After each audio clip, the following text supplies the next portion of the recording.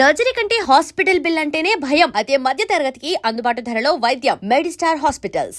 Hi hello నమస్తే, నేను మీ anchor Shiva. Welcome to iDream media. ఈరోజు మన ముందున్న గెస్ట్ నా friend and guest Vinaya, Bigg Boss contestant.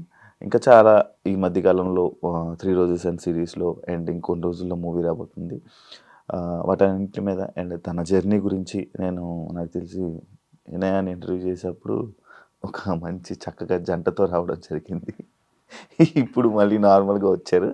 ఆ విషయాలు అన్నీ మనకు తెలియని విషయాలు తెలుసుకునే ప్రయత్నం అయితే చేద్దాం. తన లైఫ్ జర్నీ గురించి. వినయ, హాయ్. హాయ్ శివ. ఎందుకు డల్ అయిపోయావు? లేదులే, నేనేం బాధపడట్లేదు.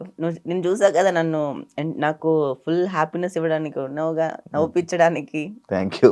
చాలా సార్లు నేను నిజంగా ఒకటి చెప్పుకోవాలి, నేను ఎన్నిసార్లు బాధలో ఉన్నా, కష్టాల్లో ఉన్నా, మేము ఫ్రెండ్స్ అందరు ఎప్పుడు కలిసిన శివ ఉన్నప్పుడల్లా ఆ రోజు ఫుల్ ఎంటర్టైన్మెంట్గా ఫుల్గా నవ్వుకొని హ్యాపీగా నన్ను నా కొంచెం దాంట్లోంచి ఇలా శివ, పవిత్ర కొంతమంది ఉన్నారు, ఇలా వీళ్ళందరూ నన్ను నా లో సిచ్యువేషన్లో నాతో ఉన్నారు. I'm so happy. Thank you so much. Always. Coffee తాగుతావా? అవుతాను. Coffee. Thank you. So this is what friends do. ఎలా ఉంది? Happy? Now I'm super duper happy. Full హ్యాపీగా ఉన్నాను. ఇంత హ్యాపీనెస్ నా లైఫ్లో వస్తుందని అనుకోలేదు. అవును, ఎవరైనా అనుకోరు. నేను అప్పుడు ఒక క్వశ్చన్ అడగడం జరిగింది, లైక్ ఎందుకు బయట పెట్టుకుంటున్నారు, ఎందుకు అలా అంత బోల్డ్గా మీ ఇద్దరు కలిపి ఫోటోలు తీసుకోవడం అంత అవసరమా అని నేను ఆ రోజు ఒక క్వశ్చన్ అడిగాను.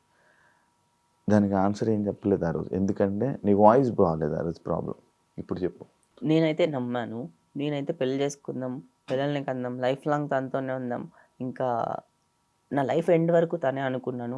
అందుకే నేను అంత స్ట్రాంగ్గా, అంత బోల్డ్గా ఐ యామ్ దిస్. నేను నా పార్ట్నర్ నేను చూపించుకోగలను, ఎందుకంటే నేను తనే లైఫ్ లాంగ్ అని నమ్మాను. కానీ అది పెద్ద నమ్మక ద్రోహం చేశారు నాతో. ఎందుకు అంటే ఇట్స్ నాట్ నేను నా సర్వం ఇచ్చినా కూడా అవతల వాళ్ళు దాన్ని యూజ్ చేసుకోవాలి అని అనుకున్నప్పుడు, నన్ను ఫేమ్ కోసం, మనీ కోసం కానీ ఇంకా కొన్ని దానికోసం యూజ్ చేసుకోవాలని అనుకున్నప్పుడు ఎప్పుడో ఒకప్పుడు మాస్క్ బయటపడిపోతుంది కదా. 9 నెలల్లోనే బయటపడిపోయింది. మరి లైఫ్ లాంగ్ ఎప్పుడు ఇలాగే కలిసి ఉంటామని చెప్పారు. నేనైతే నమ్మేశాను, అది నా తప్పు. బేసికలీ నేను I mean deep love shit bullshit అన్ని, అదంతా wrong. Basically that is not a true love. బేసిక్గా అది ఒక సైడ్ నుంచి ఉంటే అవ్వదు కదా, ఇద్దరికి సేమ్ ఒపీనియన్స్ ఉండాలి కదా, ఇద్దరికి ఉంటే బాగుండేది. నేను కూడా కంటిన్యూ ఉంటే బాగానే ఉండేదని అనుకున్నాను. కానీ మోసం అంటే ఏంటి? నేను దాంట్లో చూసాను 4 గాజులు అమ్ముకోవడం. ఏంది ఇదంతా కదా? ఎంత అసలుకి యూట్యూబ్లో క్యాప్షన్స్ ఎలా పెడతారంటే, నేను ఒక బిజినెస్ స్టార్ట్ చేద్దామని చెప్పి, సో నా గోల్డ్ అని తీసేసి 4 గాజులు హైలైట్ అయిపోయింది. సో గోల్డ్ తీసేసి అమ్మేసి దాన్ని డబ్బులు తీసుకొచ్చి నేను బిజినెస్ స్టార్ట్ చేశాను. సో అది కూడా ఆ పర్సన్ వల్లనే స్టాప్ అయిపోయింది బేసికలీ. దాంట్లో 4 గాజులు కూడా పోయాయి. అంటే 2 గాజులు అమ్ముకోవడం చూసాను, నీది 4 గాజులు పోయాయి. అది ఏంటి యాడ్ ఉంటుంది కదా, 2 ముఖేష్ 2 గాజులు అమ్ముకున్నాను, నా 4 గాజులు పోయాయి సార్. నేను ప్రేమను